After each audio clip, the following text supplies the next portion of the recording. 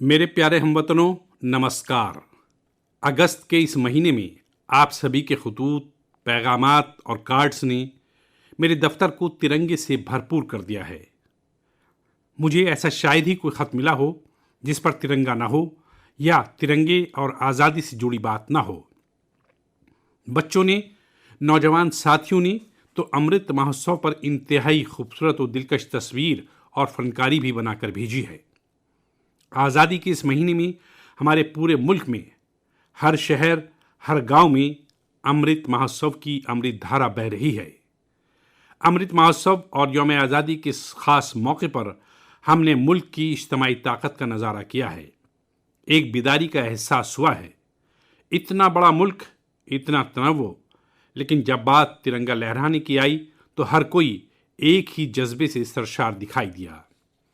तिरंगे के इफ्तिखार के अव्वलीन निगहबान बनकर लोग खुद आगे आए। हमने स्वच्छता मुहिम और वैक्सीनेशन मुहिम में भी मुल्क की स्पिरिट को देखा था। अमृत महोत्सव में हमें फिर हुब्बुल वतनी का वैसा ही जज्बा देखने को मिल रहा है। हमारे फौजियों ने ऊंची ऊंची पहाड़ की चोटियों पर, मुल्क की सरहदों पर और बीच समंदर में तिरंगा लहराया।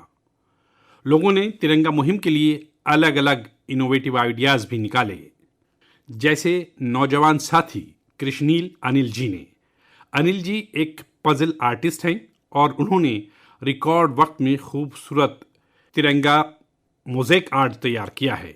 कर्नाटक के कोलार में लोगों ने 630 फुट लंबा और 205 फुट चौड़ा तिरंगा पकड़कर अनोखी तस्वीर पेश की। आसाम के सरकारी मुलाजमीन ने दिघाली पोखरीवार मेमोरियल में तिरंगा लहराने के लिए अपने हाथों से 20 फुट का तिरंगा बनाया। इसी तरह इंदौर में लोगों ने ह्यूमन चेन के जरिए हिंदुस्तान का नक्शा बनाया। चंडीगढ़ में नौजवानों ने अजीमुशान ह्यूमन तिरंगा बनाया। ये दोनों ही काविशें गिनीज रिकॉर्ड्स में भी दर्ज की गई हैं। इस सब के दरमियान हिमाचल प्रदेश की गंगोट पंचायत से एक इंतहाई बाइसे तरगीब मिसाल देखने को मिली। यहाँ पंचायत में यौम आज़ादी के प्रोग्राम में बाहरी मजदूरों के बच्चों को मेहमान खुसूसी की शक्ल में शामिल किया गया। साथियों, अमृत महोत्सव के ये रंग सिर्फ हिंदुस्तान में ही नहीं बल्कि दुनिया के दूसरे मुल्कों में भी देखने को मिले। बोत्सवाना में वहाँ के रहने वाले मकामी सिंगर्स ने हिंदुस्तान की आज़ादी के 75 साल मनाने के लिए हुब्बुल वतनी के 75 नगमे गाए। इसमें और भी ख़ास बात यह है कि ये 75 नगमे हिंदी, पंजाबी, गुजराती, बांग्ला, आसामी, तमिल, तेलुगु, कन्नड़ और संस्कृत जैसी ज़बानों में गाए गए। इसी तरह नामीबिया ने हिंदुस्तान नामीबिया के सकाफती रिवायती ताल्लुकात पर खुसूसी स्टैंप जारी किया है। साथियों, मैं और एक खुशी की बात बताना चाहता हूँ। अभी कुछ दिन पहले मुझे हुकूमत हिंद की वजारत इत्तलात व नशरियात के प्रोग्राम में जाने का मौका मिला। वहाँ उन्होंने स्वराज दूरदर्शन के सीरियल की स्क्रीनिंग रखी थी। मुझे इसके प्रीमियर में जाने का मौका मिला। ये आज़ादी के आंदोलन में हिस्सा लेने वाले गैर मारूफ हीरोज़ की काविशों से मुल्क की नौजवान नस्ल को वाकिफ़ कराने की एक बेहतरीन पहल है। दूरदर्शन पर हर इतवार रात 9 बजे ये नशर होता है और मुझे बताया गया कि 75 हफ्तों तक चलने वाला है। मेरी अपील है कि आप वक्त निकाल कर इसे खुद भी देखें और अपने घर के बच्चों को भी ज़रूर दिखाएं। और स्कूल कॉलेज के लोग तो इसकी रिकॉर्डिंग करके जब पीर को स्कूल कॉलेज खुलते हैं तो खुसूसी प्रोग्राम भी कर सकते हैं, ताकि आज़ादी के इन अजीम हीरोज़ के तईं हमारे मुल्क में एक नई बेदारी पैदा हो। आज़ादी का अमृत महोत्सव अगले साल यानी अगस्त 2023 तक चलेगा। मुल्क के लिए, मुजाहिदीन आज़ादी के लिए जो तहरीरी इनकाद वगैरह हम कर रहे थे, हमें उन्हें और आगे बढ़ाना है। मेरे प्यारे हमवतनों, हमारे अजदाद का इल्म, हमारे अजदाद की दूरअंदेशी और हमारे अजदाद का गौर फ़िक्र आज भी कितना अहम है। जब इसकी गहराई में जाते हैं तो हम हैरत से भर जाते हैं।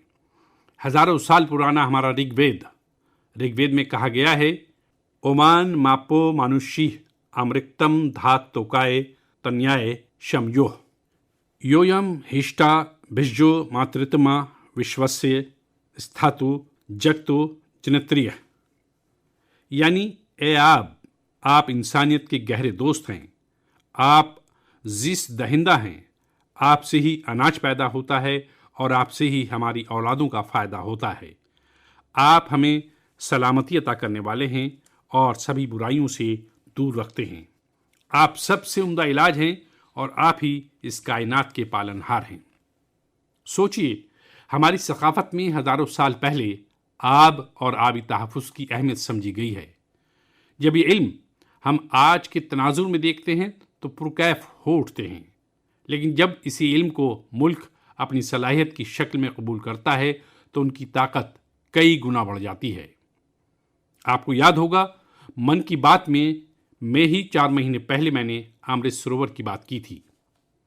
इसके बाद अलग अलग ज़िलों में मकामी इंतज़ामिया लग गया, सेल्फ हेल्प ग्रुप लगे और मकामी लोग लग गए। देखते ही देखते अमृत सरोवर की तामीर एक अवामी तहरीक बन गई है। जब मुल्क के लिए कुछ करने का जज्बा हो, अपने फ़राइज़ का एहसास हो, आने वाली नस्लों की फ़िक्र हो, तो सलाहियत भी जुड़ जाती है और अज़्म नेक बन जाता है। मुझे तेलंगाना के वारंगल की एक शानदार कोशिश की जानकारी मिली है। यहाँ एक नई ग्राम पंचायत की तश्कील हुई है जिसका नाम है मंगतिया वालिया थांडा। ये गांव फॉरेस्ट एरिया के करीब है। यहाँ के गांव के पास ही एक ऐसी जगह थी जहाँ मानसून के दौरान काफ़ी पानी इकट्ठा हो जाता था।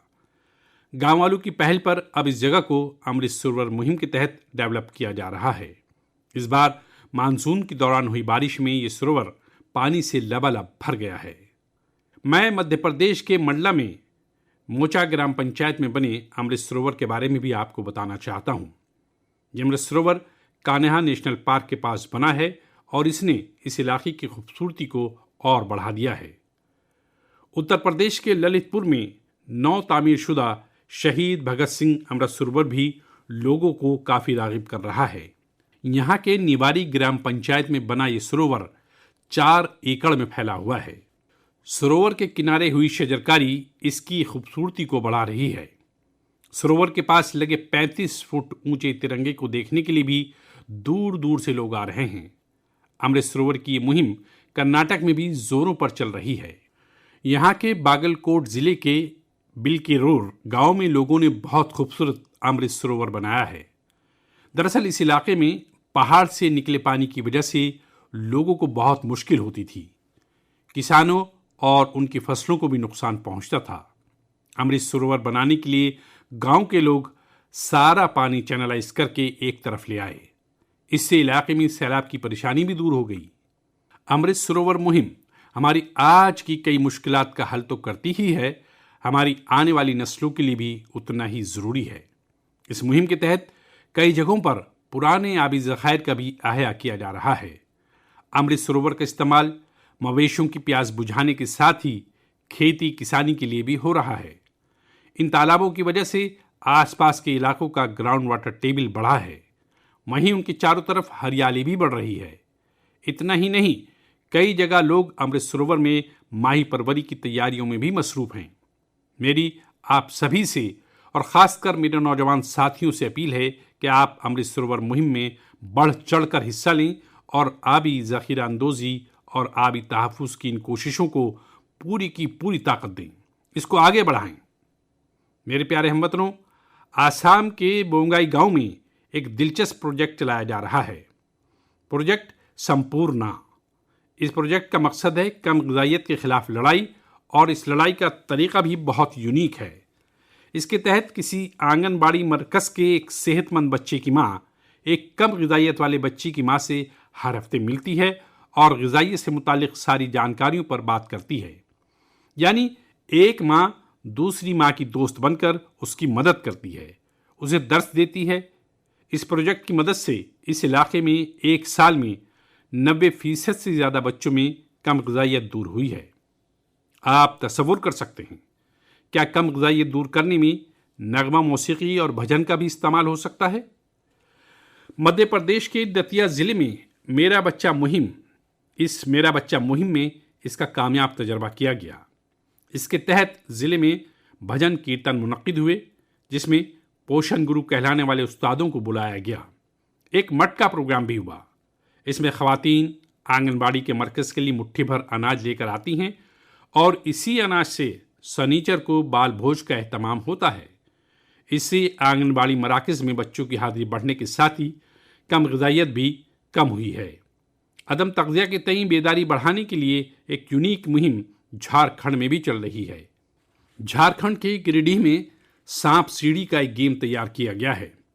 खेल खेल में बच्चे अच्छी और ख़राब आदतों के बारे में सीखते हैं। साथियों, अदम तग़ज़िया से मुताल्लिक़ इतने सारे तजर्बात के बारे में मैं आपको इसीलिए बता रहा हूँ क्योंकि हम सभी को भी आने वाले महीने में इस मुहिम से जुड़ना है। सितंबर का महीना त्योहारों के साथ साथ तग़ज़िया से मुताल्लिक़ बड़ी मुहिम को भी वक्फ है। हम हर साल 1 से 30 सितंबर के दरमियान तग़ज़िया माह मनाते हैं। अदम तग़ज़िया के ख़िलाफ़ पूरे मुल्क में मुतअद्दिद क्रिएटिव और डाइवर्स एफ़र्ट्स किए जा रहे हैं। टेक्नोलॉजी का बेहतर इस्तेमाल और अवामी हिस्सेदारी भी तग़ज़िया मुहिम का अहम हिस्सा बनी है। मुल्क में लाखों आंगनबाड़ी कारकुनों को मोबाइल डिवाइसेस देने से लेकर आंगनबाड़ी खिदमात की रसाई को मॉनिटर करने के लिए पोषण ट्रैकर भी लॉन्च किया गया है। सभी एस्पायरेशनल डिस्ट्रिक्ट्स और नॉर्थ ईस्ट की रियासतों में 14 से 18 साल की बेटियों को भी तग़ज़िया मुहिम के दायरे में लाया गया है। कम ग़िज़ाइयत के मसले का हल इन कदमों तक ही महदूद नहीं है। इस लड़ाई में दूसरी कई और पहल का भी अहम किरदार है। मिसाल के तौर पर जल जीवन मिशन को ही लें तो हिंदुस्तान को कम ग़िज़ाइयत से पाक कराने में इस मिशन का भी बहुत बड़ा असर होने वाला है। अदम तग़ज़िया के चैलेंजों से निपटने में समाजी बेदारी से मुताल्लिक़ काविशें अहम किरदार अदा करती हैं। मैं आप सभी से अपील करूंगा कि आप आने वाले तग़ज़िया माह में कम ग़िज़ाइयत या मलन्यूट्रिशन को दूर करने की कोशिशों में हिस्सा ज़रूर लें। मेरे प्यारे हमवतनों, चेन्नई से श्रीदेवी वरदराजन जी ने मुझे एक रिमाइंडर भेजा है। उन्होंने MyGov पर अपनी बात कुछ इस तरह से लिखी है। नए साल के आने में अब 5 महीने से भी कम वक्त बचा है और हम सब जानते हैं कि आने वाला नया साल इंटरनेशनल ईयर ऑफ मिलेट्स के तौर पर मनाया जाएगा। उन्होंने मुझे मुल्क का एक मिलेट मैप भी भेजा है। साथ ही पूछा है कि क्या आप मन की बात में आने वाले एपिसोड में इस पर बात कर सकते हैं। मुझे अपने हमवतन में इस तरह के जज्बे को देखकर बहुत ही मसरत का एहसास होता है। आपको याद होगा कि यूनाइटेड नेशंस ने तजवीज़ पास करके साल 2023 को इंटरनेशनल ईयर ऑफ मिलेट्स करार दिया है। आपको ये जानकर भी बहुत खुशी होगी कि हिंदुस्तान की तजवीज़ को 70 से ज़्यादा मुल्कों की हिमायत हासिल हुई थी। आज दुनिया भर में इसी मोटे अनाज का, मिलेट्स का क्रेज़ बढ़ता जा रहा है। साथियों, जब मैं मोटे अनाज की बात करता हूं तो अपनी एक कोशिश को भी आज आपसे शेयर करना चाहता हूं। पिछले कुछ वक्त से हिंदुस्तान में कोई भी जब गैर मुल्की मेहमान आते हैं, सरबराहान मुमलिकत हिंदुस्तान आते हैं, तो मेरी कोशिश रहती है कि खाने में हिंदुस्तान के मिलेट्स यानी हमारे मोटे अनाज से बनी हुई डिशेस बनवाऊं। और तजर्बा ये हुआ है, इन हस्तियों को ये डिशेस बहुत पसंद आती हैं और हमारे मोटे अनाज के सिलसिले में, मिलेट्स के सिलसिले में काफ़ी कुछ जानकारियाँ जमा करने की वो कोशिश भी करते हैं। मिलेट्स, मोटे अनाज कदीम ज़माने से ही हमारे एग्रीकल्चर, कल्चर और सिविलाइजेशन का हिस्सा रहे हैं। हमारे वेदों में मिलेट्स का जिक्र मिलता है और इसी तरह पुराण, नूरू और तोलाकापियम में भी इसके बारे में बताया गया है। आप मुल्क के किसी भी हिस्से में जाएं, आपको वहाँ लोगों के खुर्दनोश में अलग अलग तरह के मिलेट्स ज़रूर देखने को मिलेंगे। हमारी सकाफत ही की तरह मिलेट्स में भी बहुत तनव्वुर पाए जाते हैं। जवार, बाजरा, रागी, सामा, कंगनी, चीना, कोदो, कुटकी, कुट्टो, ये सब मिलेट्स ही तो हैं। हिंदुस्तान दुनिया में मिलेट्स का सबसे बड़ा पैदावारी मुल्क है, इसलिए इस पहल को कामयाब बनाने की बड़ी जिम्मेदारी भी हम हिंदुस्तानियों के कंधे पर ही है। हम सबको मिलकर इसे अवामी तहरीक बनाना है और मुल्क के लोगों में मिलेट्स के तईं बेदारी भी बढ़ानी है। और साथियों, आप तो अच्छी तरह जानते हैं मिलेट्स किसानों के लिए भी फ़ायदेमंद हैं और वो भी ख़ास करके छोटे किसानों के लिए। दरअसल बहुत ही कम वक्त में फसल तैयार हो जाती है और इसमें ज़्यादा पानी की ज़रूरत भी नहीं होती है। हमारे छोटे किसानों के लिए तो मिलेट्स ख़ास तौर से फ़ायदेमंद हैं। मिलेट्स के भूसे को बेहतरीन चारा भी माना जाता है। आजकल की नौजवान नस्ल हेल्दी लिविंग और ईटिंग को लेकर बहुत फोकस्ड है। इस हिसाब से देखें तो मिलेट्स में भरपूर प्रोटीन, फाइबर और मिनरल्स मौजूद होते हैं। कई लोग तो इसे सुपर फूड भी बोलते हैं। मिलेट्स से एक नहीं कई फायदे हैं। ओबेसिटी को कम करने के साथ ही डायबिटीज, हाइपरटेंशन और हार्ट रिलेटेड डिजीज के खतरे को भी कम करते हैं। इसके साथ ही ये पेट और लीवर की बीमारियों से बचाव में भी मददगार हैं। थोड़ी देर पहले ही हमने अदम तग़ज़िया के बारे में बात की है। अदम तग़ज़िया से लड़ने में भी मिलेट्स काफ़ी मुफीद हैं, क्योंकि ये प्रोटीन के साथ साथ एनर्जी से भी भरे होते हैं। मुल्क में आज मिलेट्स को बढ़ावा देने के लिए काफ़ी कुछ किया जा रहा है। इससे जुड़ी रिसर्च और इनोवेशन पर फोकस करने के साथ ही एफपीओज़ की हौसला अफजाई की जा रही है ताकि पैदावार को बढ़ाया जा सके। मेरी अपने किसान भाई बहनों से यही अपील है कि मिलेट्स यानी मोटे अनाज को ज़्यादा से ज़्यादा अपनाएं और इसका फ़ायदा उठाएं। मुझे ये देखकर काफ़ी अच्छा लगता है कि आज कई ऐसे स्टार्टअप्स उभर रहे हैं जो मिलेट्स पर काम कर रहे हैं। इनमें से कुछ मिलेट कुकीज़ बना रहे हैं तो कुछ मिलेट पैनकेक्स और डोसा भी बना रहे हैं। वहीं कुछ ऐसे हैं जो मिलेट एनर्जी बार्स और मिलेट ब्रेकफास्ट तैयार कर रहे हैं। मैं इस शोबे में काम करने वाले सभी लोगों को बहुत बहुत मुबारकबाद देता हूँ। त्योहारों के इस मौसम में हम लोग बेशतर खानों में भी मिलेट्स का इस्तेमाल करते हैं।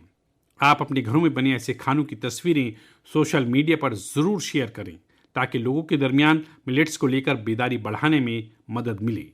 मेरे प्यारे हमवतनों, अभी कुछ दिन पहले मैंने अरुणाचल प्रदेश के सियांग ज़िले में जोरसिंग गांव की खबर देखी। ये खबर एक ऐसे बदलाव के बारे में थी जिसका इंतज़ार इस गांव के लोगों को कई वर्षों से था। दरअसल जोरसिंग गांव में इसी महीने यौम आज़ादी से G4 इंटरनेट की खिदमत शुरू हो गई हैं। जैसे पहले कभी गांव में बिजली पहुंचने पर लोग खुश होते थे, अब नए हिंदुस्तान में वैसी ही खुशी G4 पहुंचने पर होती है। अरुणाचल और नॉर्थ ईस्ट के दूर अफ्तादा इलाकों में G4 के तौर पर एक नया सूरज तुलू हुआ है। इंटरनेट कनेक्टिविटी एक नया सवेरा लेकर आई है। जो सहूलियात कभी सिर्फ बड़े शहरों में होती थी, वो डिजिटल इंडिया ने गांव-गांव में पहुंचा दी हैं। इसी वजह से मुल्क में नए डिजिटल एंटरप्रेन्योर्स पैदा हो रहे हैं। राजस्थान के अजमेर ज़िले के सेठा सिंह रावत जी दर्जी ऑनलाइन ई स्टोर चलाते हैं। आप सोचेंगे ये क्या काम हुआ, दर्जी ऑनलाइन? दरअसल सेठा सिंह रावत कोविड के पहले टेलरिंग का काम करते थे। कोविड आया तो रावत जी ने इस चैलेंज को मुश्किल नहीं बल्कि मौके के तौर पर लिया। उन्होंने कॉमन सर्विस सेंटर यानी CSC ई स्टोर ज्वाइन किया और ऑनलाइन कामकाज शुरू किया। उन्होंने देखा कि ग्राहक बड़ी तादाद में मास्क का ऑर्डर दे रहे हैं। उन्होंने कुछ खवातीन को काम पर रखा और मास्क बनवाए। इसके बाद उन्होंने दर्जी ऑनलाइन नाम से अपना ऑनलाइन स्टोर शुरू कर दिया, जिसमें और भी कई तरह से कपड़े वो बनाकर बेचने लगे।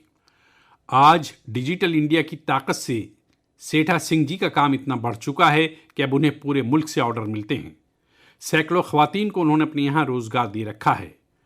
डिजिटल इंडिया ने यूपी के उन्नाव में रहने वाले ओम प्रकाश सिंह जी को भी डिजिटल एंटरप्रेन्योर बना दिया है। उन्होंने अपने गांव में 1000 से ज़्यादा ब्रॉडबैंड कनेक्शन नस्ब किए हैं। ओम प्रकाश जी ने अपने कॉमन सर्विस सेंटर के आसपास मुफ्त वाईफाई जोन भी बनाया है, जिससे ज़रूरतमंद लोगों की भी बहुत मदद हो रही है। ओम प्रकाश जी का काम अब इतना बढ़ गया है कि उन्होंने 20 से ज़्यादा लोगों को नौकरी पर रख लिया है। ये लोग गांव के स्कूल, अस्पताल, तहसील ऑफिस और आंगनबाड़ी मराकज़ तक ब्रॉडबैंड कनेक्शन पहुंचा रहे हैं और इससे रोज़गार भी हासिल कर रहे हैं। कॉमन सर्विस सेंटर की तरह ही गवर्नमेंट ई मार्केट प्लेस यानी जैम पोर्टल पर भी ऐसी कितनी सक्सेस स्टोरीज देखने को मिल रही हैं। साथियों, मुझे गांव से ऐसे कितने ही पैगाम मिलते हैं जो इंटरनेट की वजह से आई तब्दीलियों को मुझसे शेयर करते हैं। इंटरनेट ने हमारे नौजवान साथियों की पढ़ाई और सीखने के तरीक़ों को ही बदल दिया है। जैसे कि यूपी की गुड़िया सिंह जब उन्नाव के अमोया गांव में अपनी ससुराल आई तो उन्हें अपनी पढ़ाई की फिक्र हुई, लेकिन भारत नेट ने उनकी इस तशवीश का हल निकाल दिया। गुड़िया ने इंटरनेट के ज़रिए अपनी पढ़ाई को आगे बढ़ाया और अपना ग्रेजुएशन भी पूरा किया। गांव-गांव में ऐसी कितनी ही जिंदगियां डिजिटल इंडिया मुहिम से नई तवानाई पा रही हैं।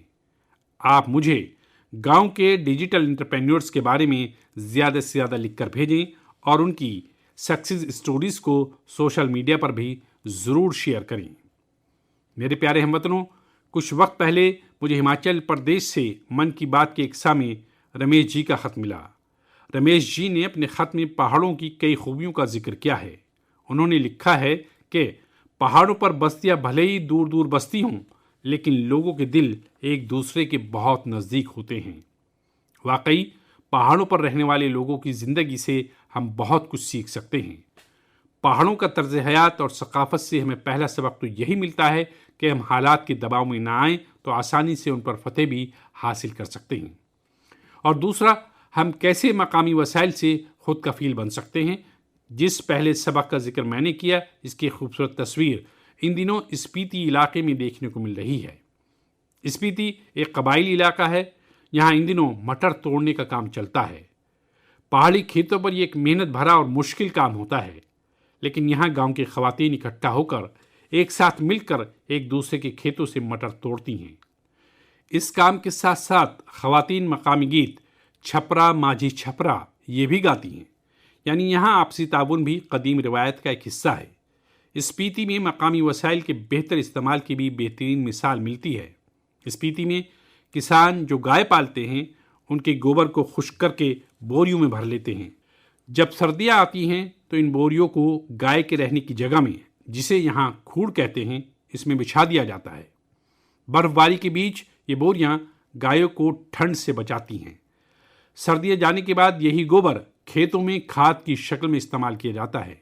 यानी मवेशियों के वेस्ट से ही उनकी हिफाजत भी और खेतों के लिए खाद भी। खेती की लागत भी कम और खेत में पैदावार भी ज़्यादा। इसीलिए तो ये इलाका इन दिनों कुदरती खेती के लिए भी एक तरगीब बन रहा है।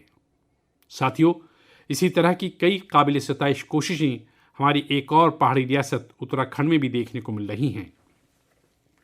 उत्तराखंड में कई तरह की जड़ी बूटियां और नबातात पाई जाती हैं जो हमारी सेहत के लिए बहुत फ़ायदेमंद होती हैं।